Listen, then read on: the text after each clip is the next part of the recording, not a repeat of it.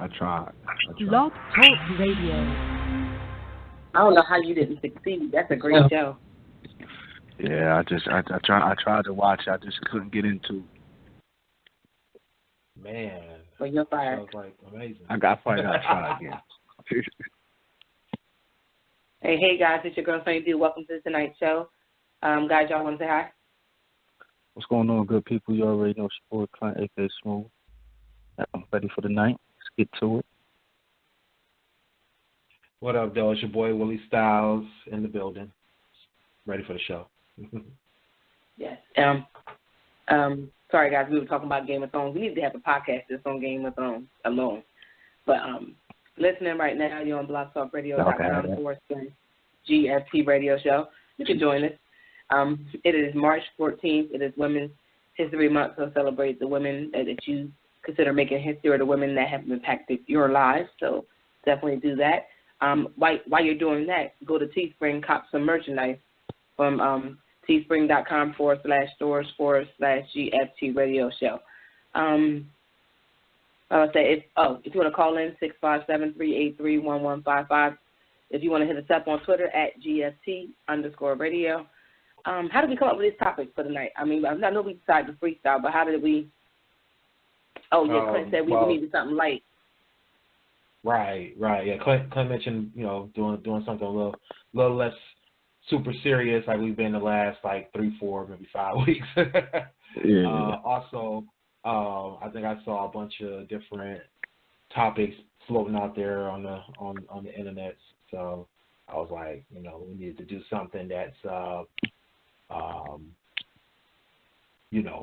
that's just kind of different, and we did this before. I can't remember how long ago it's been, but just wanted to make sure that we did something that we can do that, just chop it up, talk about different topics and go from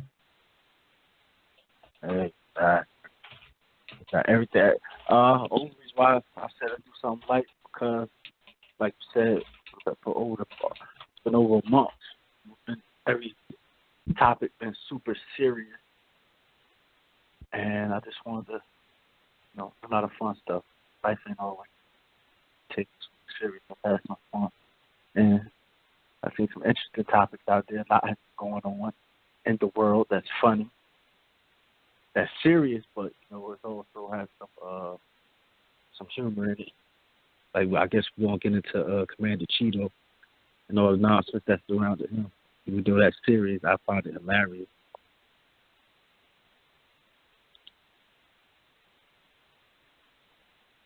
Yeah, same here. Yeah, like he got a lot going on with himself. And the people around him. I've never seen so many indictments in my life. Right, exactly. That's what's killing me. It's like they running like a whole criminal empire in the White House. Exactly. So, everybody going down. Yeah, they get what they asked for. Get it because they asked for it. They wanted him in there. You wanted to try something new. Well, this what new got you. This what different got you. I'm waiting for him to go down now. Cause he getting away with murder. He getting away with everything. See, but here's my thing though. It's like what's dude behind him ain't no better. No. I think they all should. They all got it. If Trump is corrupt, he right with him. The way all this stuff is happening, it's like everything is related to them. So True. There's no way that they don't There's no way that one don't know what the other one is doing or is not involved. Just like they keep saying Trump's involved, there's no way that they can say that Pence is not involved. Like this whole thing is like. I'm waiting for them all to go down because it just doesn't make sense. Like all of them, because every little thing is somehow related to them, and some all these things with the Russian collusion. I think that was proven, even though people want to deny that. All this stuff that they have been saying is true. And then what's the guy that basically snitched on everybody?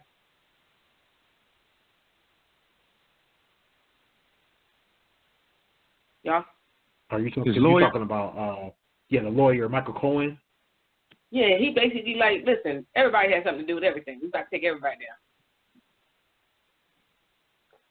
Yeah, shoot, he going down his damn self. Yeah, I know he going down. Right.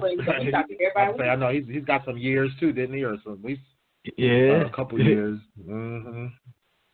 So he just trying to, you know what I mean? He trying to look like lighten that load. He trying to lighten that load. You feel me? Until he got caught. He like, if I'm going down, we all going down. Yeah, because before he got caught, he was all in with it. You feel me? That's why I ain't paying him no attention. I don't know. This whole thing is a mess. Even went down to the theories of Melania being a fake Melania and all this. This is a bunch of shit. Who? They're saying that. They're saying that it's not really Melania and have some pictures, especially the ones with her holding his hand. That's not her. Yeah, there was a thing going around, and I didn't get a chance to dive too deep into it. And it was basically a couple of videos and a picture. One of the videos, and I saw it, and I was like, yeah, that's definitely not Melania. It was him getting off a plane, looked like Air Force One, and there was a woman accompanying him. And so they were coming down the steps, and this woman like ran out in front of him, came down the stairs in front of him. She was I think she was in a pantsuit or whatever, but she had on like a cap and I think had the cap pulled down a little bit, but you could still see her face for the most part. And so they were getting into the truck or whatever, and the reporter or whoever was narrating the situation said that it was Trump, and he said it was Trump and Melania coming off the plane and heading to some event or some place they were going or whatever. And it's like the lady was clearly not Melania Trump, like clearly not. And so they were saying that there was another video and a picture of him holding the same woman's hand, and they were like, yeah, this was supposed to be Melania. They're like, this is some kind of cover up, like they never replaced Melania with a fake Melania. Wow. And what was funny is because people were like analyzing all the videos. Like one person was mentioning, like that's the reason I mentioned the fact that the lady went out in front of him, is the fact that you never see Melania walk in front of Trump ever. Like Melania is the 2 steps behind kind of woman. So they were like, yeah, this woman is done, ran out in front of Trump. She's walking, all like a regular person, not like a model. And when you see Melania, she's always stomping down the runway when she walking around, no matter where she is. And then they were saying how Melania never smiles unless Trump's not looking, it's like, or unless Trump is looking rather, So and this woman was smiling the whole time. So it was just like all this stuff they were analyzing, but yeah, they were like, yeah, it was some kind of cover up, like they done replaced Melania Trump and everything, and like I think it was during the same time it was the Manafort guy when he got his 7 years, which was crazy to me because they were saying how no, actually, matter of fact, I think he only got 5 years, but basically this dude, I don't really know what his relationship to Trump is. I really never followed the whole Manafort situation, but all I know is this dude embezzled a bunch of money, and he did something else wrong, and basically got like a slap on the wrist for it. I mean, like we talking millions, like 50 million or something like that he done stole, and he basically got a slap on the wrist behind it. And it's and the guy the judge who gave him the light sentence said that it was because Manafort hadn't done anything else wrong, and this was like basically like tried to make it sound like if this was the first offense. But the dude is on trial like 3 different cases he's on trial for. This is not a good person. Like this guy is not just, he didn't just make a mistake and fall into this life of crime. He's perfected it. Mm-hmm. So yeah, I've been sleeping off the Paul Manafort. I've been sleeping on him. I ain't really been, like you said, I ain't following this story. So much going on. So I got looking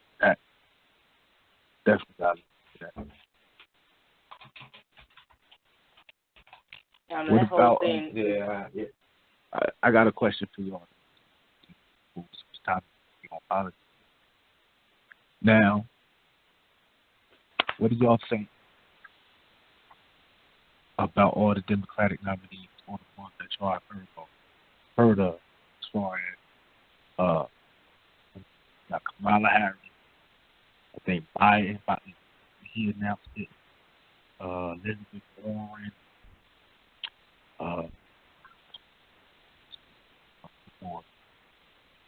Biden, Elizabeth Warren, Kamala Harris, I think Beto or somebody else. But what do y'all think about those candidates for the Democratic side? So I mean, I haven't really explored like the candidacies yet, and who's really probably a serious or a real contender for the presidency. Matter of fact, I didn't even know Biden had made a serious bid until like and Bernie. Right, yeah. I knew Bernie was going. I didn't know that Biden was even looking at a serious bid until I want to say it was like a few hours ago or something that I just happened to see something, so I didn't get just even look to see what that was talking about. But I think right now the question is going to be, and it's always the question, right? Every election for every presidential election year is the question is always, who do they think can win, right? And who has the best chance of winning, right? But I think you have a couple of people who have a good potential based on, their backing, their current, constituency. And then just, hearing people saying, oh, you know what, this person is a good candidate for the run. Knowing that Biden and Bernie are both involved, I think, it should make for an interesting campaign. I'm not sure if anything's really changed on the Bernie Sanders side when it comes to the respect that he's going to get from the Democratic Party. Lest we forget the fact that the Democratic Party as an organization cheated on Bernie Sanders and just pushed him out of the running because they felt that Hillary was a better candidate and a more stronger candidate against Trump, and pushed him out of the running just for the simple fact of that. And regardless of the fact that he had a stronger following, regardless of the fact that, he may have actually even had a more positive,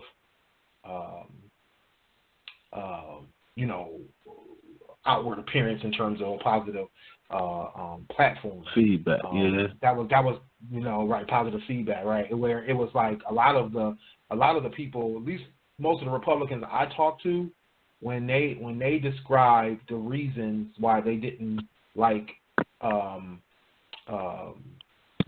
what's her name, Clinton, was because they felt she was a liar and that she was involved in illegal activity, either being illegal or being what's the word? I'm sorry, I'm just like not drawing a blank on words here today. Basically, she was untrustworthy.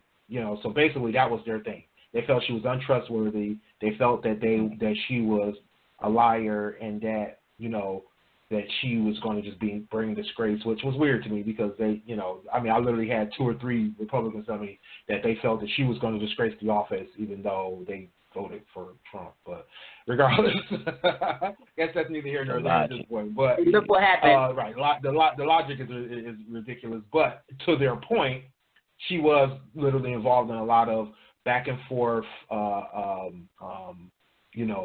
double talk, a lot of her claiming she supports one thing but doing another on the backhand side. So the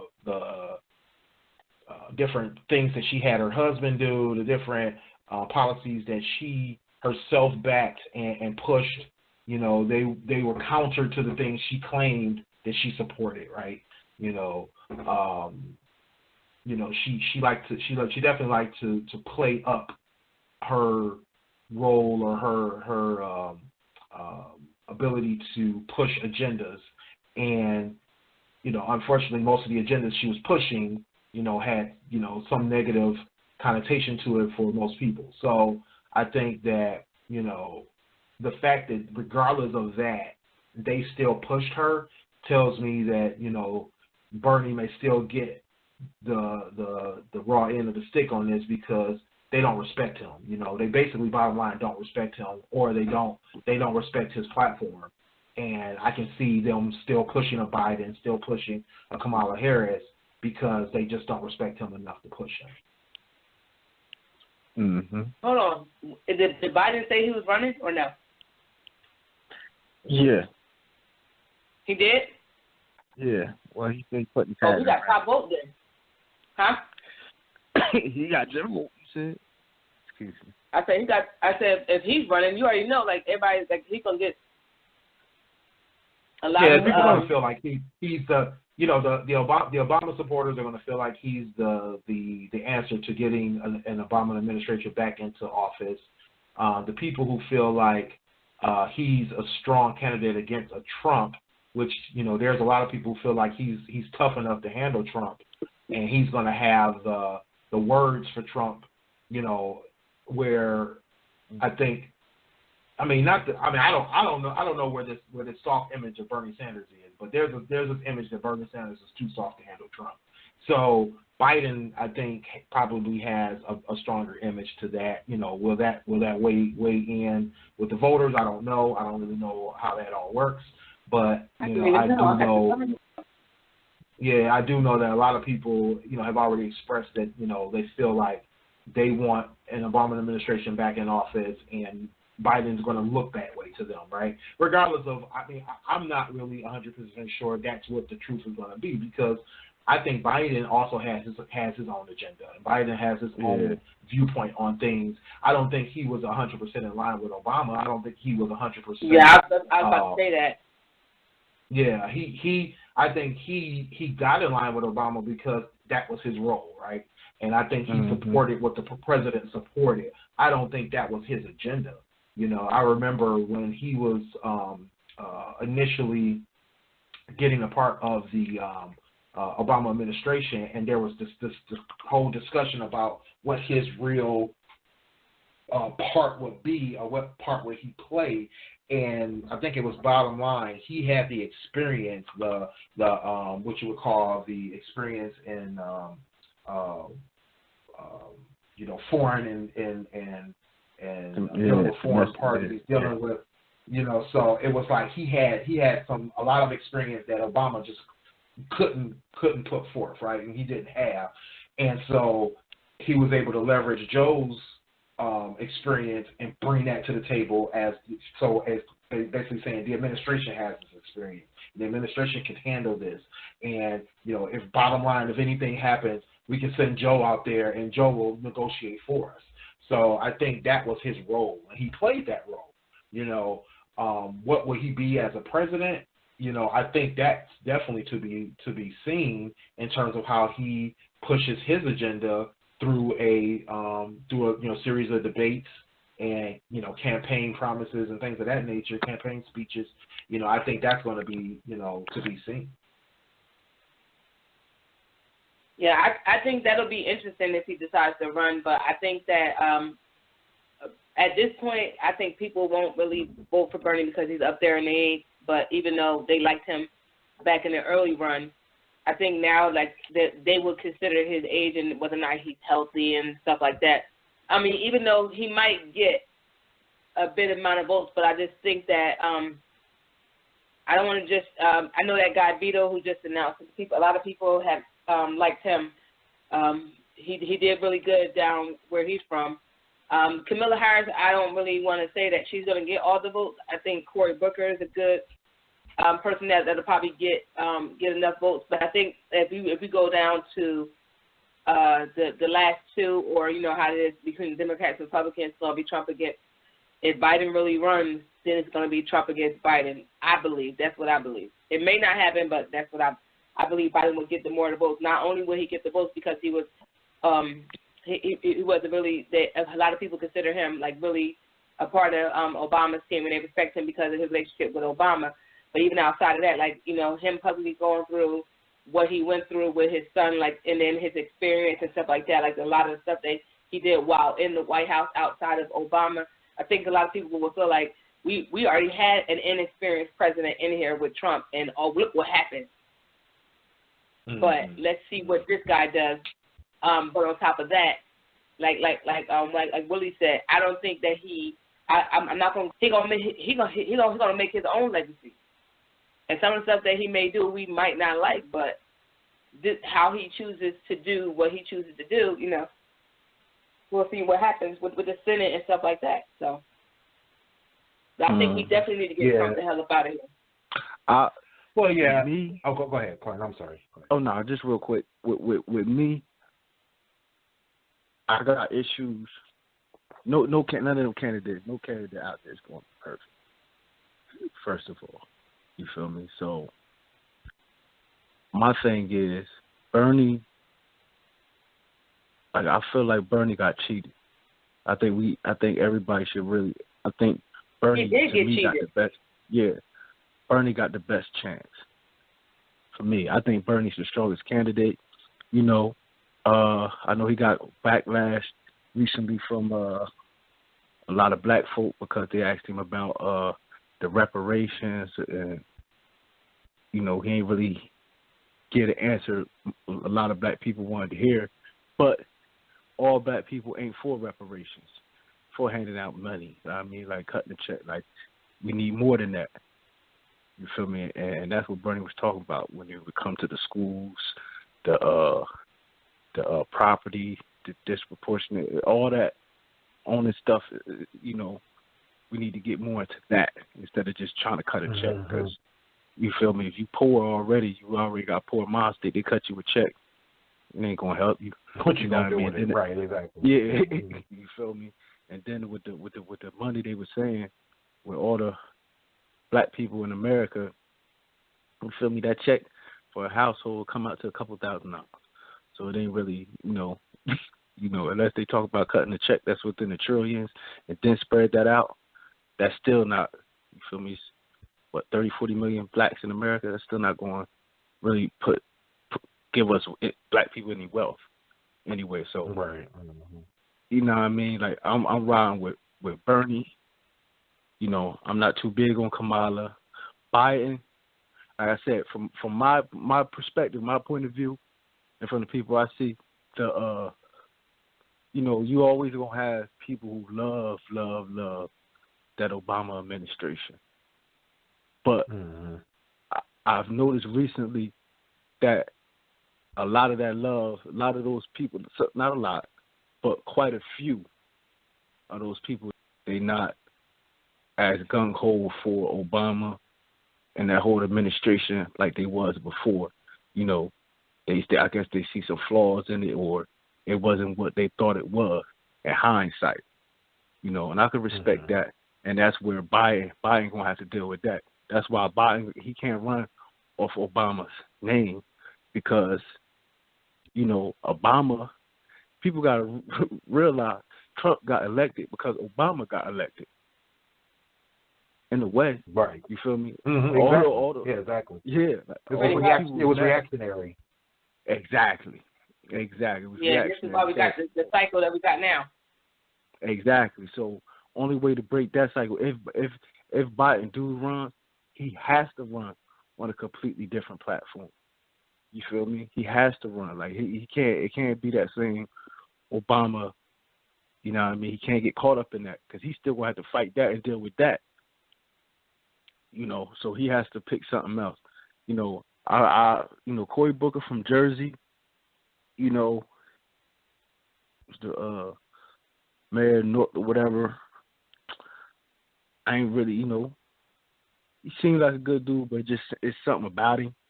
I don't know. It just reminds me too much of Obama. You know what I mean? Like, so I ain't really, you know, I gotta really dig into what his platform is. You feel me? So that's on me as well. I really gotta dig, see what he about, see his track record in his city. You feel me? Because from what I hear, you know, it's a little mixed bag up there. People who love him and then people who really don't like him. You know, what I mean? Right. I think that all the candidates are as weak against Trump. You feel me? That's the word I'm hearing. That's how I like. Trump got a good chance of being reelected. A real good chance of being reelected. You know, because ain't nobody really going to challenge him in the Republican side neither.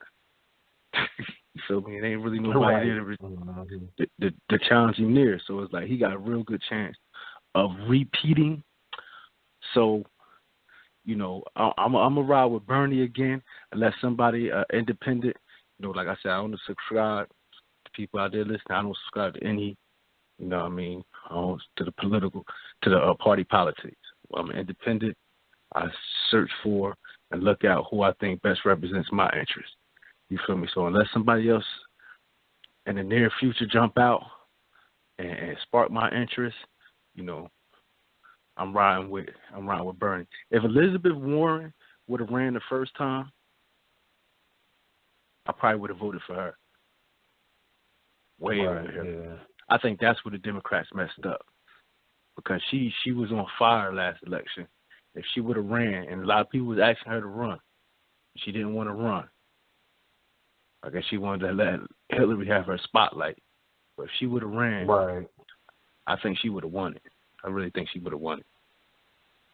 Yeah, I mean, I thought she was a smarter choice in terms of the way the platform was supposed to be ran, right? You know, because my thing is with Hillary was that there were some issues that people had with her the first time she tried to run.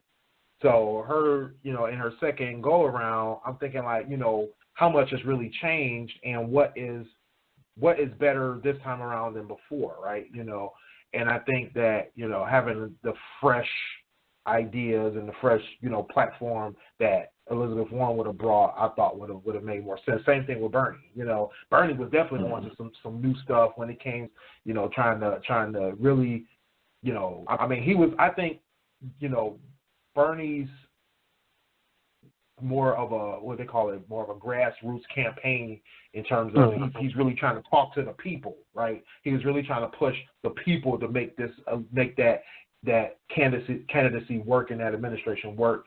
And I think he would have brought that, right? You know, and I think that that's what the Obama platform was initially built on. The first term was built on the whole grassroots movement. And I think the only failure there was that, you know, he didn't get enough respect in the position to be effective. You know what I mean? So I think a lot of the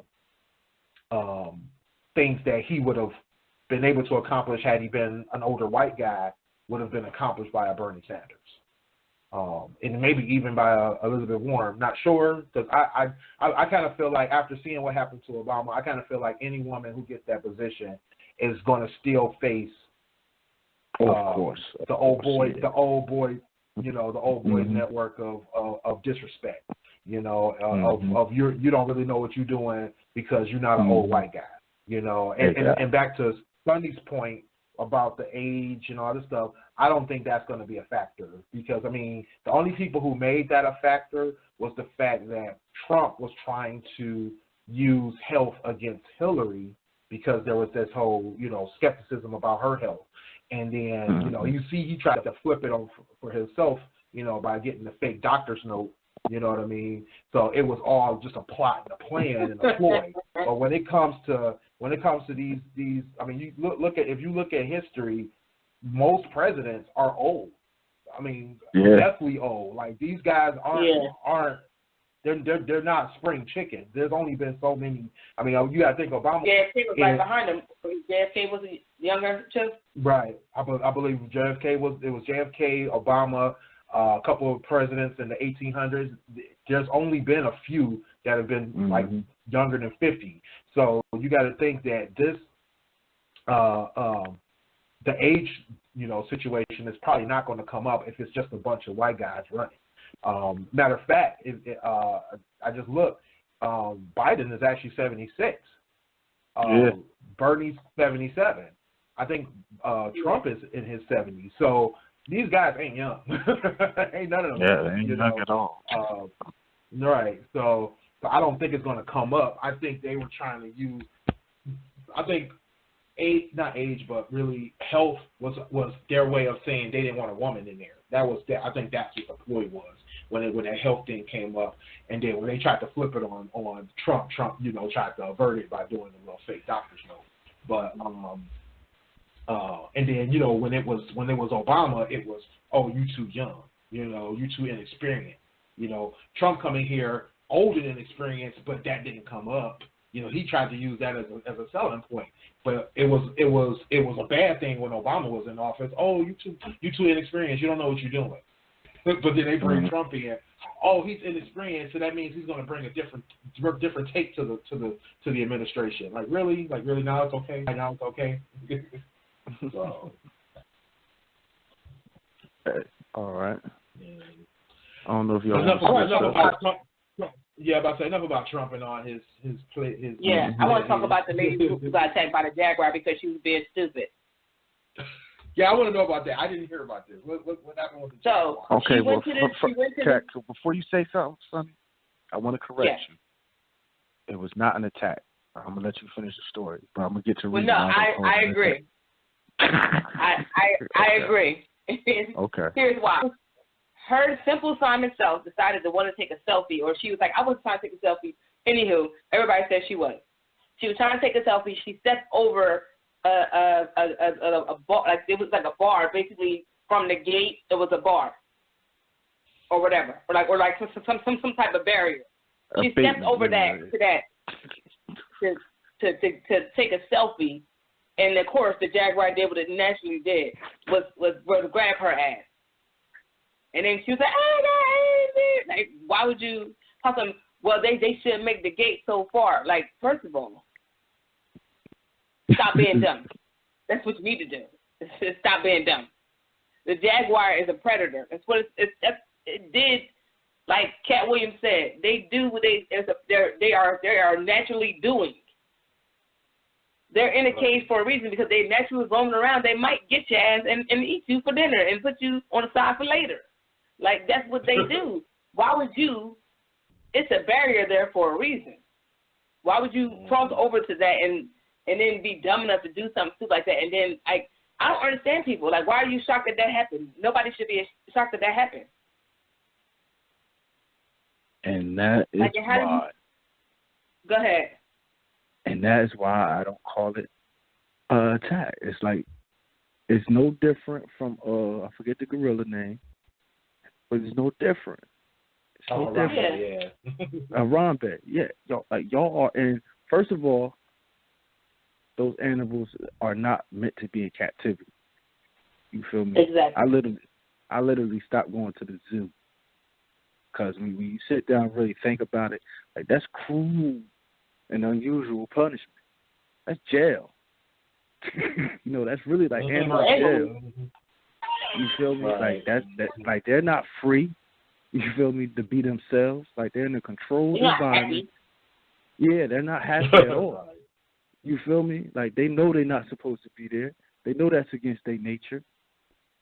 And then for whatever reason, it's like I always say, people used to get mad at me back.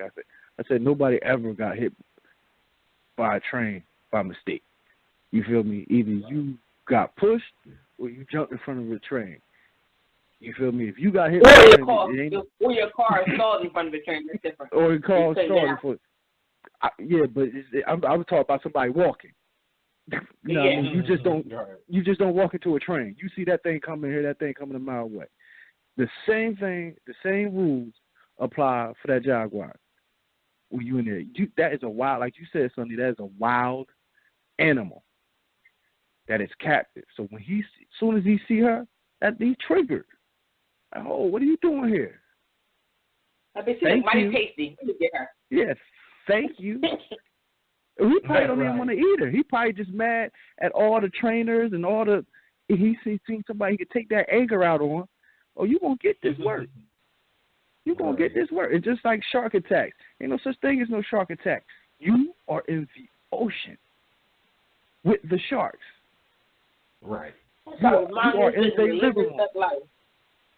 Yeah, if I'm minding my business and somebody come walking through my house, guess what's going to happen? Guess what's going to happen?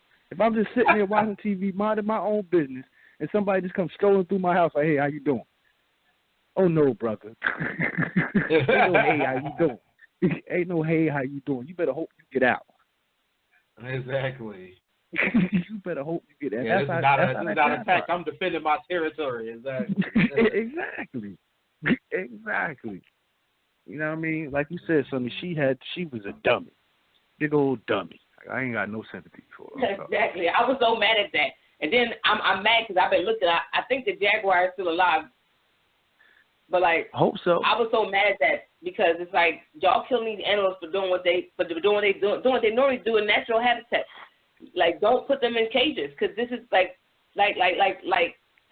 how animals are. Like, dogs and cats remember. When you abuse them, they remember that shit. And they may not get you then, but they're going to get you when they get you. Like, because you've been messing with them for so long that they finally like, bitch, I got you where I want you. I'm about to fuck you up. Like, it happens. And you have to, you can't just like that's a big ass animal. Like, come on. You can't even run from a jaguar. I don't confuse it with, like, say if you on a trail, you in the woods or somewhere camping, and a bear one guy pop up. That's self-defense. A guy. Yeah, like to he me, was walking the trail. I consider that self-defense. That's not, you feel me? All right, bear, listen, you not in captivity. You have not been caged. You have been free to roam. I'm free to roam. Either you go your way, I go mine, or you going to catch these slugs. That's the only way. You feel me? Right. The one guy that got a mountain lion, he was walking the trail, and he didn't realize he walked up on the mountain lion until it was too late, and the mountain lion attacked him. That man fought for his life. That was the realest couple seconds. He said they happened so fast, and he was surprised that he even got that animal off of him. And when he got off of him, he ran in and ain't looked back. That's because, you know, like you said, that's some old chance situation. And yes, I'm going to fight to protect myself. That's different. That's what, and because you're in their normal habit, like they're just chilling. You feel me? You come lively, like so. It ain't like you walking up on no stray dog on the street. Like she literally had you feel me? Like that's senseless. Like I'm sorry. I know I may sound cold. But I don't have no sympathy. That's not cold. That's her fault. And that's just being honest. We ain't about to sit here and pacify you people. You do something like that and that happens to you. Oh fucking well. Like have some common sense. The same like I don't. Nah, we're not about to apologize for nothing. Fuck y'all feelings. Stop being dumb. Like, stop being dumb and make smart decisions. That's on you. That's like for real though. That's like standing outside and a shootout happen right in front of you, and you walk in the middle of it. Like, what are y'all doing? And you get shot. What's going to happen? What's going to happen? You feel me? This is why black folks yell at the white people in the movies. When danger happens, they want to go investigate. You dumb if you get killed. That's your fault. You asked to get. That's assisted suicide. You chose that to happen to your life. Like black folks, we brothers. We ain't about to check nothing. We don't want to know if you okay. If you fall and trip, bitch, you on your own. Like none of that. Like this stuff that we not about to deal with. But it's also the reason why, like, some of us have certain jobs. Like, before I got sick, like, I wanted to be a medic, a paramedic. You feel me? That's what I was, you know, I had to start on that process of becoming a paramedic or whatever. And now I'm thinking of, like, if I was the medic that had to arrive on that scene and I couldn't help myself, I would have had to say something to the lady. Like, what type of dumb shit was you on? Like, how stupid can you be? I would have been no help. She would have pissed me off if I was the medic and I had to come help her and stitch her up because her ass wanted to jump in a cage, in the Jaguar cage. Are you serious? Right. For a selfie. You know, social. That gets me to the next thing. I think vanity took us over, people. I think vanity just took us over. That's one of the, ain't that's one of the, what in the Bible, one of the deadly sins, vanity? Yep. Amen. Yep. And I think with social media, IG, I think if you see some of the stuff that's going on, and some of the, it's like it's vanity is at an all-time high, and it's the guy that's not looking good, God's looking bad. God's looking bad out here, you know, because we're willing to post anything for likes and do anything for retweets and acts. Exactly. Right. You feel me? And like, I guess that's why I wanted to get to with the Zuby, because I seen you had like Zuby do. I think he do music. I never really heard of him, but I guess he do music. But this specific post ain't had nothing to do with music. It was really him. He was working out. He was in the weight room, and you know he videotaped himself doing the. I think he was just being facetious and just being funny too. Like, all right, I identify as a woman right now, you know. And he did the deadlift and he broke her record. And then he broke the woman record. He's like, I did that easily. Like, I identify, I hold the world record, call Guinness up, you know. And out of the blue, it sparked. You know what I mean? Like, people start, you know, first joking with him, like, yeah, you go, girl, and all this. Because he was like, for the few seconds he identified a woman. He was serious, but he was joking at the same time. He was trying to prove a point. You know, he was trying to prove a point with the transgender and women can do everything men can do physically and all this. He was like, it's not true. He was like, it's not true, and it's the lies that we are feeding. That's why we're so perverse, and the society is so perverse. Because then you had the transgender, where he referenced the transgender wrestler, the dude who identifies as a female. Mm-hmm. He be wrestling against the women. Maybe wrestling the girls, exactly. Mm-hmm. Yeah, and dominate. And it's like, you know, how is that right when physiology, like, he's not a woman. You feel me? Even though he identifies, and he was like nowadays, you know, and you know the conversation went on. It's like nowadays, like social media, and where everybody wanting to be an activist, it's like it's pushing stuff. That's what I mean. That goes against natural things. You know what I mean? Or if you want to be transgender, you're transgender, that's cool. But physically, you're not. You know what I mean? You're still a man. You feel me? And you're stronger than women. That's just the laws of nature. That's just, it is what it is for the most part. So certain stuff we can do, certain stuff y'all can do that we can't. It is what it is. You know what I mean? But I thought it was an interesting way to go about it, the way he did it. You know, and then he doubled down, because then he started getting some backlash. So he came back a couple of days later and said, all right, I'm going to break some more female records. You know what I mean? Oh, wow. Yeah. You know what I mean? He was, and it sparked, and it spread even faster, and even hit a larger audience to where, you know, he was made some, you know, some national news papers.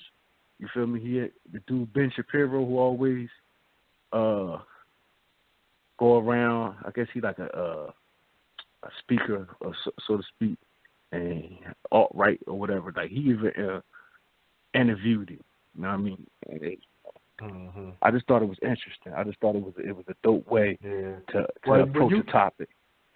Yeah, when you brought it up about the fact that he did that, and just the fact of you know, people having to, what was the word you used? You said basically people have to own that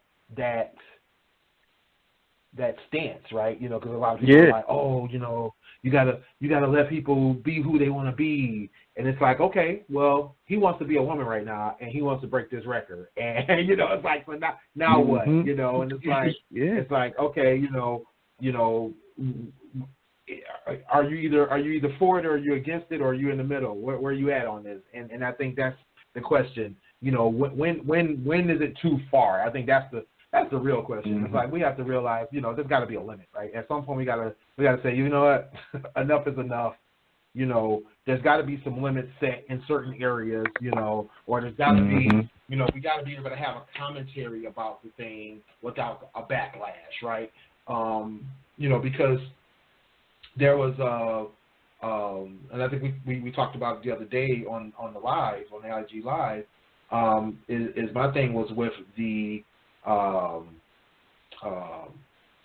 backlash of being able to discuss a situation like this, with kids, right? And it was like, what was the thing, Sonny, I was saying about the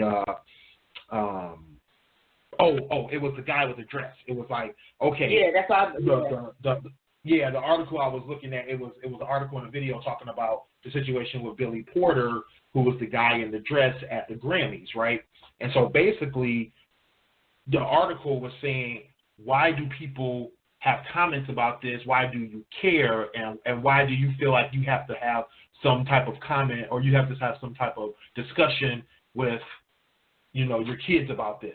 And it's like, bruh, like, my thing is you have to. Anything you put in front of impressionable youth and or kids who have questions, they're gonna question it. Regardless if they understand it or not. If they don't understand it, you really got to explain to them. But if they do understand what's going on, but they still have questions of, why is this person in a dress, and why is this happening, and why is that happening? You have to take a stance and give an answer as the parent as to what you feel about it, because you have to be able to stand by that with your kid. And if my kid is saying, hey, why is this guy out here in a dress up on this stage, up in this Grammy, red carpet, for me, from a social standpoint and from a religious standpoint, I have to explain to him both sides of this, of what's going on and what I feel about it. I would love for everybody who has this conversation with their kid to have a positive, tolerant explanation for their kid. But you're going to have people who are going to be intolerant. You're going to have people who are going to be unsure how to explain it. You're going to have some people who don't know what to say and leave their kid just as confused. But one way or another, people are going to have this conversation. We can't just ignore it. We can't put our head in the sand and say, oh, that's Billy's business, and we should have nothing to say about it. Apparently he made it our business when he got out there. That's my first thing. Secondly, he's trying to make a political stand or a fashion stand, whatever his reasoning was. He was trying to be the top of the conversation. So telling me don't have this conversation is ridiculous, because he wants to be talked about. There's be no reason for him to do it. He said he felt empowered. He said he felt like he was doing something that was questioning the standards and the norms. So apparently he wants this to be discussed. Regardless if it's going to be discussed with your family or with somebody else, from a fashion standpoint, or for somebody from a social, from a social standpoint. One way or another, we need to discuss this. So I think that people have to make that decision and then stand by that decision of how they feel about it. But then they also have to be able to do that without feeling like they're going to get ostracized for it. And we have to be able to, as a society, realize there are limits and there are exceptions. I can't stop a person from being who they want to be, but then I also can't allow them to take advantage of the system and hurt other people in the process, or demean the sanctity of the activity, be it, him breaking that record as a woman because he wants to identify as a woman at that moment to do it, or this young man who decided he wants to identify as a woman to wrestle women, or whatever the case may be, or my personal favorite was when what was it? Was it Caitlyn Jenner who became Woman of the Year? Yeah. Yeah, so things like that, like somebody feeling like that demeans the sanctity of the title. You know what I mean? Because if they may feel that way, and I have no problem with them feeling that way, because there's certain things you feel a certain way about, and if you can't express that, then we're taking away your rights at that point. You know what I mean? You know, be it right, wrong, or indifferent, the thing is that we have to have these debates. We have to be able to say, you know, this is how I feel, this is what I think, you know, should be put in place, or this is what I think, you know, because if we don't question anything, people are just going to be getting over left and right, and then what do we have? Nothing. We're going to have a bunch of mess. You know, we can't just let everybody just do whatever they want. That's chaos. Yeah. Can I read something Zuby wrote? Go ahead. He said, for years I said that there is an ongoing concerted effort to turn woman against man, man against woman, black against white, red against blue, child against parent, poor against rich, man against God. It's not a conspiracy theory. It's flipping obvious. This is why I directly oppose nearly all forms of identity politics, cultural Marxism, and many manifestations of modern feminism. All profess to be about equality and social justice, but they're Trojan horses for division and destruction of society. It's that deep. A lot of what is considered education is actually indoctrination to brainwash young people to believe in this nonsense, to see the entire war as a hierarchical power struggle. Even worse, it brainwashes them to believe 100% that they are correct, righteous, and virtuous. Not only is this an inaccurate, short-sighted, resentful worldview, it's also incredibly divisive and, in fact, disempowering. By creating an eternal scapegoat, one can never accept full personal responsibility. It leads to sadness, anger, frustration, and lack of fulfillment. I recommend you be wary of anybody who peddles these narratives. They're not trying to help you, and if they are, they're not. If a majority of the population ever understands this, certain political parties are doomed. So it's in their interest to sow division. Think about it. Stay vigilant. Speak the truth. Mm-hmm. You feel me? I agree with him. I agree. I was like, a lot of this stuff, you know, always been going on. Like, even when you talk about old boy, what's his name that showed up with the dress? Billy Porter. Like, yeah, like, even when that's nothing new, and it's not shocking. Like, that didn't shock me. Like, I didn't understand all the hype over it. I guess because now, like I said, everybody's promoting their own propaganda and their own thing, and that's basically what Zuby is talking about. And he was saying, you know, what I'm saying. Like, with that, you feel me? It's only hot now, and it's only a hot topic now, is because you got a lot of black people talking about the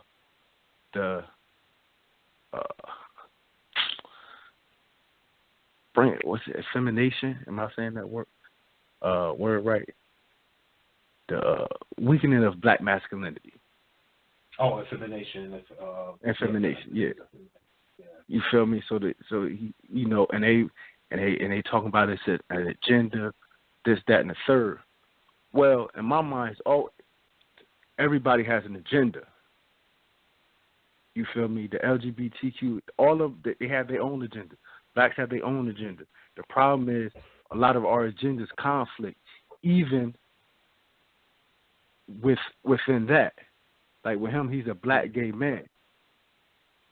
So with him is not a conflict, but with other people it may be a conflict, or even with him, because like he's fighting two battles. One as a black man, three to be honest with you. One as a man, because you can see the agenda out there against men. One as a black man, and then as a gay black man. Right. You understand? So it's like he was coming out trying to fight. But to me, like when he did it, it wasn't shocking to me because I see the agenda. But it's always been around. Like a lot of this stuff we're seeing now on social media it's just like it's just all in our face now because everybody got a camera. But to me, it's like it's nothing new. Right. It's nothing new. I mean, I think, I like you agree. said earlier, we didn't have the conversation. We were scared to have the conversations. You feel me? We always seen it. You feel me? We always seen it. You feel me? You can't nobody I know tell me that from time they start going to school to mid-30s, 40s, that they haven't been around all of this. You feel me? You name it. You've seen it. Yeah. I mean, my thing that just from you just talking about this that I just thought about was this. You know, when you just mentioned the struggle that a person like Billy Porter is probably having, not a struggle, but you know what I mean, like you said, the conflicts, right, of the different agendas that he might have to have as you know, in that situation. But one thing I was just thinking about is the either struggles or the conflicts that we might see one way, somebody else might see them differently. Because I just thought about it, you know, I feel like we do have this agenda against the masculinity of black men, and people trying to effeminate the black male. But I would have to believe that a gay black man, especially an effeminate one, would probably feel like that's freeing and powerful for him to be able to have that out here, to have that agenda out here. It would be the opposite for him because, you know, like you said, it wasn't shocking. Like when I saw the dress, the only thing shocking to me about that picture or that video was just how big the dress was. I would have felt the same way if it was a woman in it. Like, wow, that was a big dress. Like that dress was kind of like really flared out there. I've seen women in dresses that big, and it shocked me because I was just like, wow, that's just kind of too big. She fit that into the car. You know what I mean? Like it was a big ass dress. So, and then the only other thing that shocked me was the fact that it was a tuxedo dress. I had never seen a tuxedo dress before. I thought that was kind of dope. So I was like, wow, you know, you did something different there. I had never seen a tuxedo dress before, so I was impressed. But past that, like you said, it was a man in the dress. We've seen that 150,000 times. I mean, come on, we got movies, we got TV shows, we got, you know, this is not something that somebody just all of a sudden is like, oh my God, look, it's a man in the dress. Like, who ever thought? Like, really, like that's like nothing. But I think that for a gay man who wants to have the ability to be out here in a way where it's not looked upon as shocking, I think that would be powerful for him. You know what I mean? Because then at that point, he doesn't have to feel like he has to hide his not only his identity, but his fashion sense or his demeanor. He doesn't have to hide the type of person he is. You know what I mean? So I think we have to definitely look at it like, you know, or we have to recognize, not look at it, but we have to recognize that it is somebody's agenda, but it's because they want to be given the power to do that, right? Somebody else is using it as a way of keeping a group down. Somebody else is looking at it, you know, in the middle, you know what I mean? So everybody's got their own idea about it, you know what I mean? I think that's something we have to recognize is like, you know, are we, or maybe not us because we all recognize it, but, you know, are some people being ignorant and blind to the fact that agenda is not only there for a reason, but it's there for multiple reasons. You know, it's there to empower a certain group. But then there's another group that can use that against us. And that's the same thing for almost anything when you think about it. Exactly. Because, you know, we talk about that with feminism, right? Because there's some people who feel like feminism is a means of destroying families, a means of destroying, you know, gender roles, a means of destroying the way that, you know, they feel that men and women should interact. that it creates division. You know, like you just mentioned, Zuby just said, you know, he said he feels it's going to create some division, right? You know, but feminism as a platform and as an agenda empowers women, right? You know, it gives them the ability. I mean, let's really think about it. You know, there's a bit of feminism in the fact that women wanted to be able to vote. There's a bit of feminism in the fact that women wanted to be able to have, you know, equal pay and equal jobs out in the workforce, right? You know, so there's a reason for some people to push that agenda because it benefits them. You know, some people feel it's a detriment to their cause or their agenda, so they see the negative in it, right?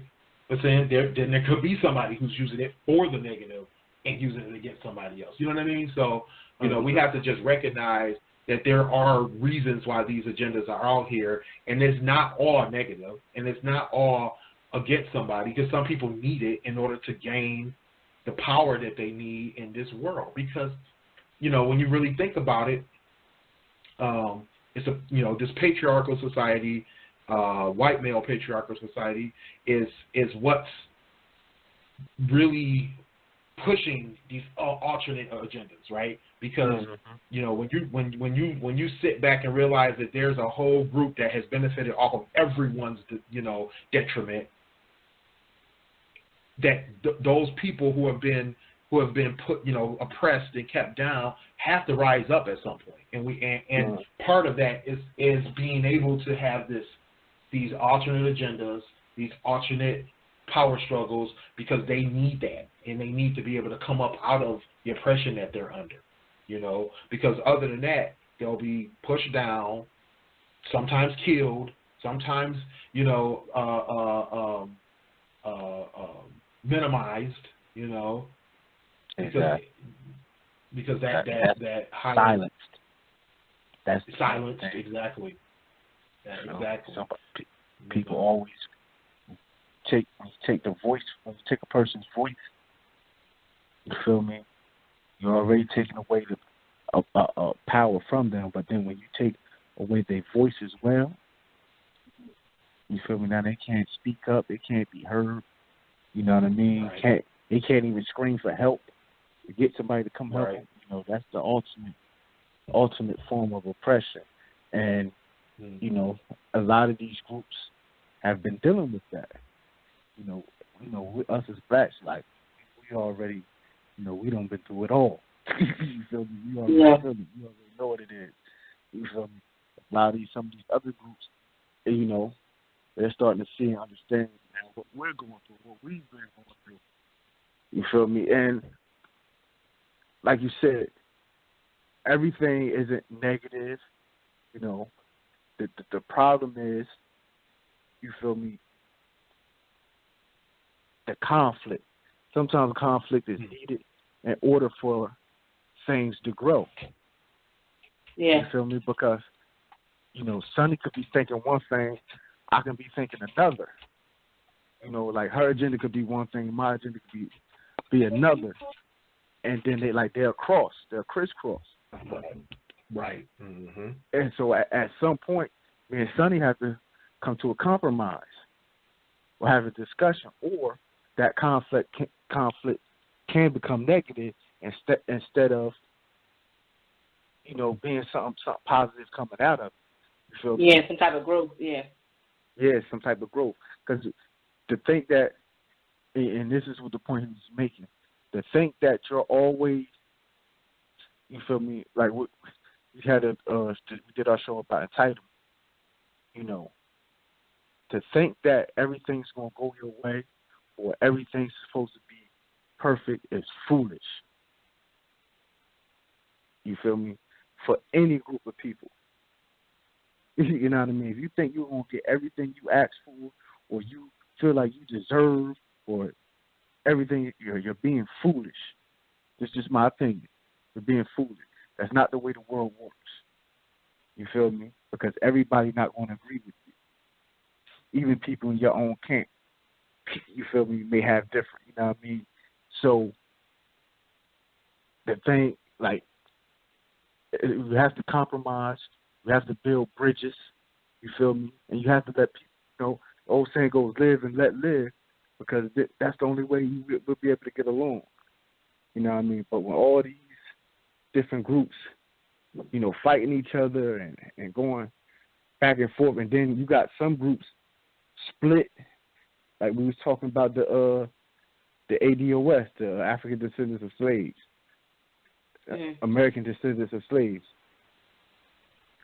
How they, if you ain't about reparations or black reparations, they're against you. If you're not a descendant of a slave or black, well, your agenda not ours. That's how they rolling. You feel me? So it isn't even so say if your family is Caribbean, but you black, well, you don't rock with y'all, because y'all not us. So you see how that split and that division, Yeah. It keeps going. As long as you keep being divisive, as long as you keep being at odds, like, it's just going to keep growing. It ain't going to never stop. You feel me? And that's the problem I have with all these, agenda propaganda. And in my search for learning things, in my search for knowledge, that's one of the main things I learned and I noticed. You feel me? That's why I don't like to commit. I don't have a problem with commitment, but I'm not going to commit to, a religion like I once did. I'm not going to commit to no political party like I once did, because once you involve yourself, then you see how everything within that is fractured. Yeah, because you have to, and then your ideal of what you thought it was, it breaks it down. And then on top of that, you get some religions or political things that are so strung out on what they believe that they can't see, like, if you question it, it's a problem. It's like the Republicans. You get so committed to your party that you actually go against all your ideals. You feel me? Like, Trump is totally against everything y'all believe in. Literally. But since you made a stance and you're at conflict with the people across that aisle, you voted him in. You know what I mean? Like, we was having the discussion before a couple shows ago, we was talking about morals, or, you know what I mean, when it comes down to politics or your morals. Right. You feel me? Now, when you got an agenda, sometimes, and you pushing that agenda, how far are you willing to go to compromise your morals? Yeah.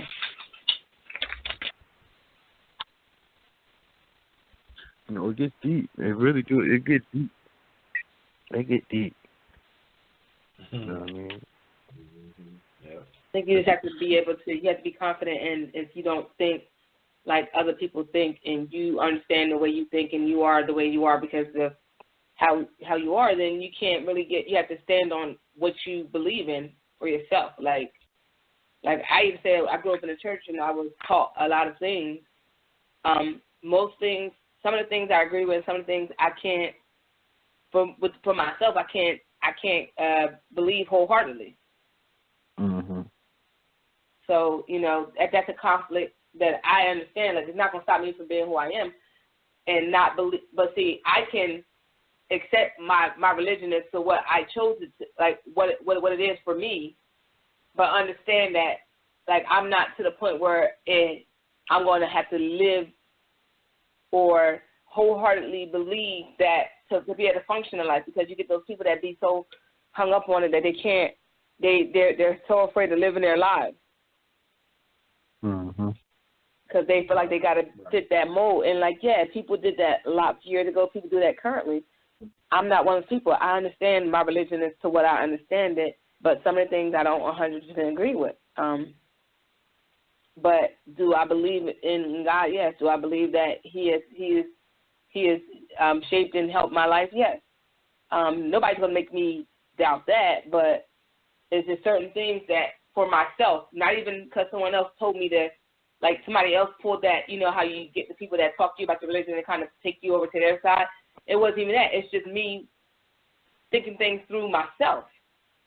And just not fully going gung ho with it. Like I may not be right, but this is how I feel. You know. I totally agree with you. Huh? I said I totally agree with you.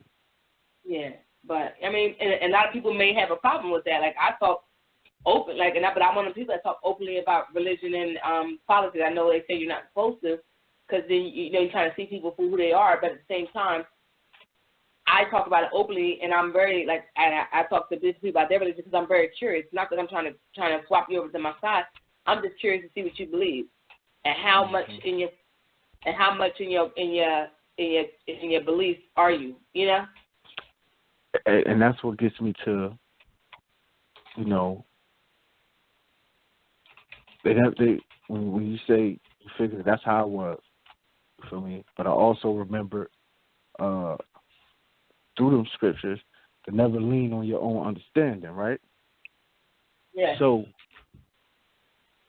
I always go, once I come to my own conclusion, all right, well, let me see.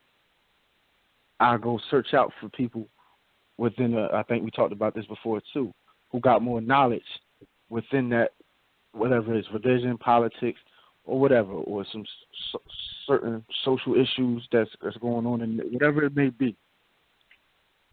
I go search out somebody who got more knowledge, more info, and a couple people just to see is my line of thinking. Boom, boom, boom. Now, if I'm definitely like that. Yeah, so if I keep getting, one story from one person, another, and y'all all supposed to be in line with the same thing, but then something off. Something off. You feel me? Why are you getting taught that and you getting taught that, but y'all supposed to be in the same thing, not different denominations or not? You feel me? So then that's where I have an issue. And that's why I always had an issue, and then I always. My thing was, and to this day, everybody has an issue. That's why I brought up Vandy. We're trying to fit in. And, I don't understand that. What are you trying to fit into? Even when in high school, when you talk about cool kids, who said those was the cool kids? Yeah. You feel me? I think I was a cool kid, even though I was a nerd. To me, it's who defines who cool? We let society, who why are people so caught up in that and trying to impress others? And that's why a lot of these agendas, a lot of these propaganda, everybody's looking to be accepted. And I'm thinking to myself, accepted by who? I don't understand.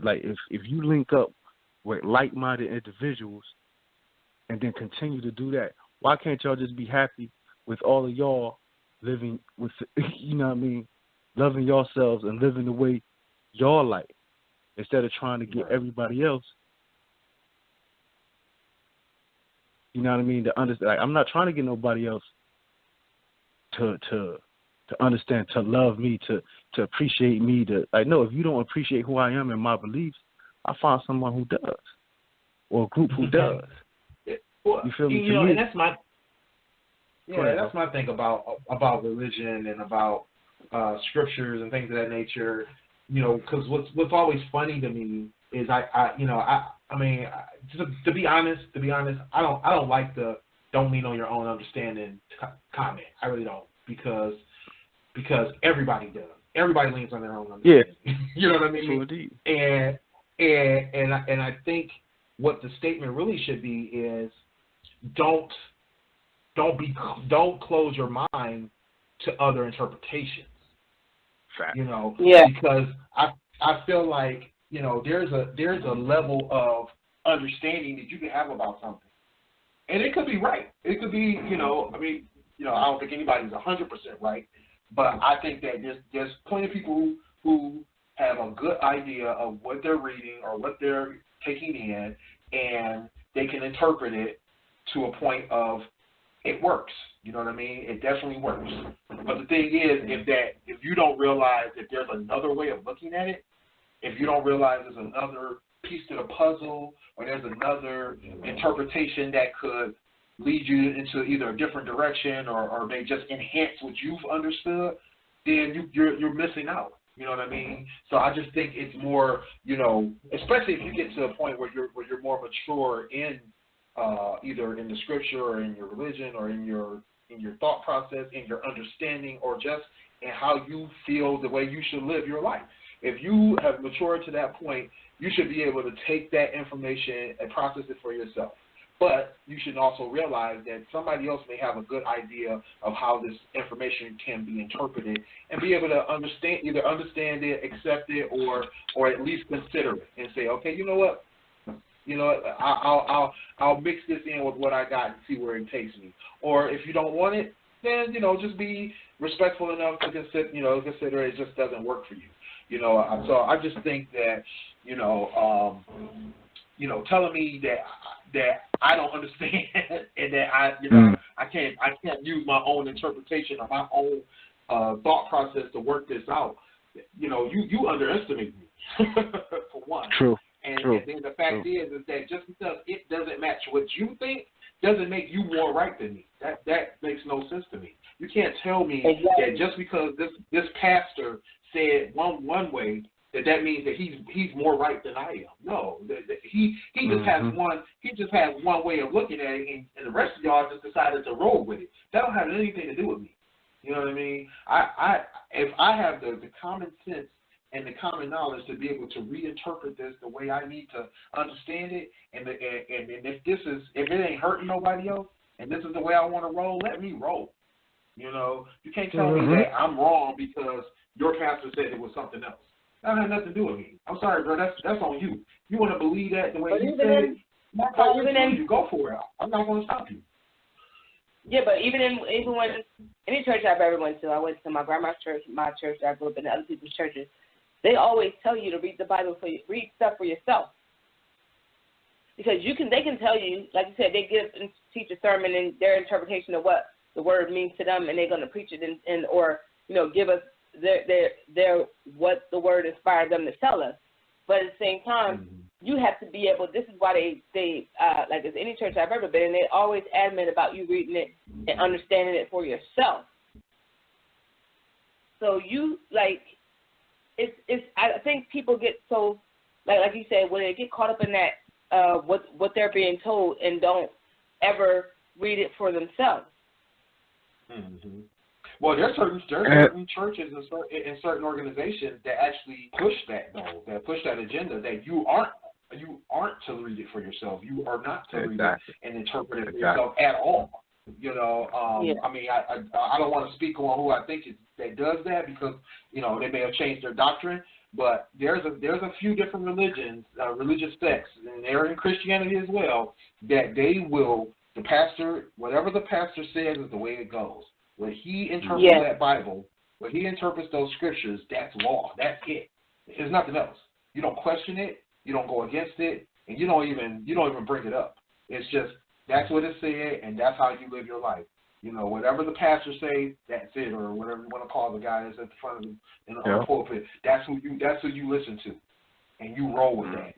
And that's another reason that don't lean on your own interpretation kind of scares me, because it's like you trying to keep me from having my own opinion, and you trying to keep me from interpreting this and understanding what is really on this page. You know what I mean? And we all got to understand that stuff is in these Bibles. You're trying to indoctrinate me. You're not trying to teach me. You're trying to indoctrinate me. Exactly. So that's in the big scheme of things. I gotta. I'm gonna remember this next show. I'm gonna have to ask my boy to send me the link, and it was breaking down, and specifically in America, how, and I think I may have mentioned this before. Like as a society, they don't want a society filled with intelligent people that think for themselves. Mm-hmm. Like a government, the government doesn't want that, because they won't have any control. You feel me? And people will rebel. That's why, they push that. Don't lean on your own understanding. That's why they, when they don't try to teach you how to think. They try to teach you what to think. Mm-hmm. Right. As far as religion, education with how the proper way to educate. As far as politics, they don't want you, like Willie was the point you was making, to think for yourself. They want to think for you or tell you what to think, because they know once you start thinking for yourself, then you're not. That's why they want black people to read, because they know when we start reading, we start learning some things within their culture and their society. Oh, now we can use it for our benefit, and now we can capitalize or see what's wrong and improve. You feel me? They can't control you. You feel me? That's why a lot of us out here. I was having the conversation with my boy. I said we too quick. So when we get some information, to just stop there. To just stop there and never follow through, to never go that extra mile, to even verify that information, to solidify your stance, or to find out if that information is false. True that. You know what I mean? We have a problem with that in our society, and so I agree with you 100% when you say, leaning on your on understanding is a problem. You feel me? That's why but with me, I always, if I find something out and I come to my own conclusion, even now I will still go and get other people who I feel like have a higher authority in whatever I'm trying to learn, and get their opinion. Get their opinion. And that's all I'm getting. That's what you should do. Yep, their opinion, because I'm not going to base you're just giving me information I need. I'm picking from the tree, picking the fruit from the tree. You know what I mean? To nourish myself, and then I proceed how I feel I should proceed for me. For me. Like I think you said you studied Jehovah's Witness. I did that. I learned some positive things from that. You feel me? I learned, I like the way they studied their Bible. Right. You feel me? From the people I learned from, that I like the way they studied their Bible. I kind of like their services. It wasn't all that hooping and hollering. They got right to it. Right. You feel me? Exactly. They got to the information to what we supposed to be doing. They got right to it. So I respect. Hold on, did he just say hooting and hollering? Yeah, I ain't into going to the church and the you feel me, like one of my exes is Pentecostal. So if anybody go to a Pentecostal church, you already know how they get that. I was raised in the Pentecostal church. Don't do that. Don't do that. Down, right. Yeah, they get. I ain't saying nothing wrong with. I was raised in the Pentecostal church. That's and it's not for him. It's that's just one not thing I for me. did miss through my apostolic days was the choirs and the production, But like you said, going to the Jehovah's Witness meetings, we don't do any of that. We get right to teaching and get a deeper understanding, and there's a couple other religions I've studied and gotten went to services for and things like that, and they had a similar structure where it was like they were all about the teaching part, and that was the one thing that I really appreciated. So when I found that, it was like, wow, this is just exactly what I wanted, is being able to just learn, and be able to get so many different pieces of information that you don't feel like it's just one person telling you one thing, because that's the other thing, is like we don't have pastors and reverends. Exactly. We have ministers, but all the different ministers come up and give their interpretation of certain scriptures or certain groups of scriptures, and give their opinion about what it means, how it falls under a certain doctrine, of course. Not gonna say every, but most religions have their own doctrine, their own way of pushing their own teachings. But being able to hear from different ministers, just kind of what they think, and it kind of gives you a different insight. You're like, okay, you know what? This person, he saw it this way, and she saw it that way, and they saw it this way, and it kind of gives you a chance to kind of like build up your greater knowledge of the word, right? So I think that's the one thing is that, we all have to have that opportunity, because some people aren't getting it. Some people definitely are being told. That's a part of the reason why I like Bible study. This is how you live yourself. Exactly, me too. That's what I love. That's my number one thing. Yeah, I used to love Bible study. Yeah. Yeah, I go that 3 times a week. You can miss Sunday service, but you ain't missing no Bible studies. You doing this Bible study. Yeah, and I went to vacation Bible school, so that was like we learned a lot. Like we got to learn. Like I went to when I was growing up, we went to Bible study for like our kids who we were kids at that point. When I got older, I was able to go to the adults, and it got less cheesy and more to nitty gritty. One thing I like about my fault. Go ahead, baby. I didn't mean to cut you off. I said I think it was better for us to learn that way.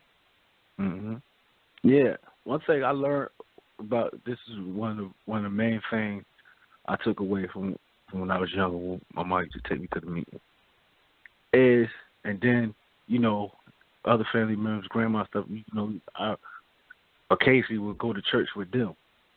You feel me? And I had an issue with them as well, but I appreciated what I learned from that too. But the one thing I learned from Jehovah's Witness meetings is the interpretation.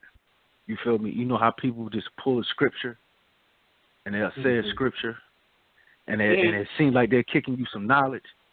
You feel me? But then when you go to the Bible and you start reading that scripture, you're like, hold on. This was totally out of context of what the hell. You know what I mean? Like they be. Right, I learned like they try their best. Nobody's perfect, but they try their best to teach you to use the scriptures in context. You feel me? And I notice like sometimes when I go to the regular church out at the time, like they'll say a scripture, but the scripture really like they'll think they're making a point. But then when you go and read the whole thing, the whole chapter, read who's really speaking, you be like, all right, well that point ain't really had nothing. That's not what they were saying. Exactly. You know what I mean? Yeah. And you feel me? And that's the one thing I learned. Like they don't play. The ones who I learned up under, they didn't play about making sure they interpret that Bible correctly or as correctly as possible.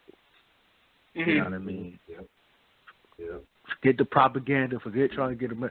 If I'm going to tell you what the scriptures say, I'm going to tell you the reason why it says it, and I want you to read the whole thing and get it in context. Right. Absolutely. That's my well, guys, part. we've got less than 1 minute left, so we're going to end it on that note, what Clint just said. So y'all can give out your information. Y'all already know. Y'all can hit me up on my blog. Check my blog out at kingstruth.com. Hit me on Twitter at @eTrentonGroovy and IG KingsTruth609.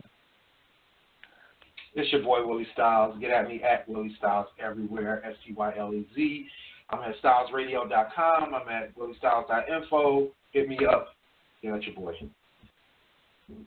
And of course, it's your girl Sunny. I am Sunny D. My brain just left. You'll catch me on my blog, unreservedlyme.com, Instagram, Snapchat, and Twitter at GFC. I am Sunny_D. And then check out our thing on Instagram and Twitter at GST_radio. Thanks y'all for listening tonight. Go to our website, gstradioshow.com, for all our links, like our Facebook page, shop, get the merchandise, all that jazz. Clint? Catch you on 7 days. See you on 7. Bye, guys. Holla.